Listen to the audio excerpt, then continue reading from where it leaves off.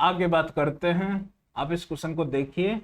इसमें बोल रहा है कि function f of x is such that f of x equals to a times ln x plus x square by 2 where a greater than 0 is a parameter if f of x1 minus f of x2 divided by x1 minus x2 greater than equals to 2 for every x1 comma x2 belongs to 0 to infinity and x1 not equals to x2 then possible value of a। ठीक है, एक अपन को range निकालना है basically.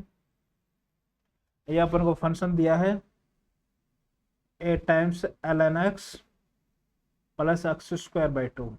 ठीक है, और अपन को दिया है कि F of x1 minus F of x2 divided by x1 minus x2, ये अपने पास ग्रेटर देन इक्वल टू 2।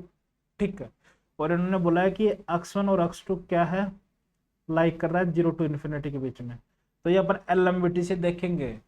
ठीक है, यदि अपन x1 और x2 को कुछ अज्यूम करें, उसके बीच में कोई x है, ठीक है, तो उसके लिए अपने पास क्या हो जाएगा, एफ प्राइम एक्स हो जाएगा, जिसके लिए इसका value greater than equal to 2 होना चाहिए एलएमविटी से। ठीक है, एफ प्राइम एक्स 2 होना चाहिए। तो इसके लिए क्या होना चाहिए, जो अपने को एफ एक्स दिया है उसको अपन यदि डिफ्रेंशिएट करके दिया जाएगा a by x plus x, इसका value greater than equal to 2 होना चाहिए।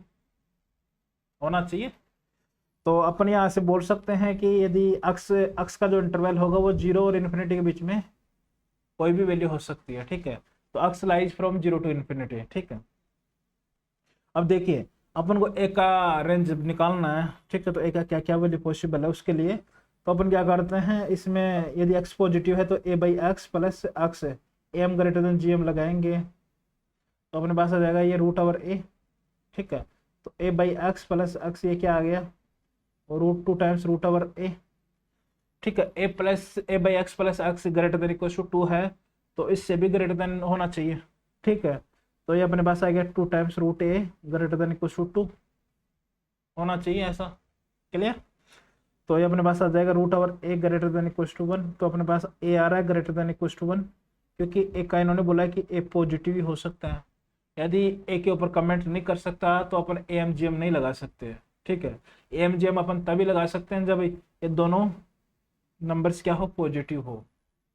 ठीक है, अदरवाइज रूट के अंदर नेगेटिव डिफाइंड नहीं होगा यदि ए का वैल्यू नेगेटिव होता तो ये अपने पास यहाँ से आ गया कि जो ए का इंटरवल होगा वो होगा अपने पास 1 से लेकर इन्फिनिटी तक।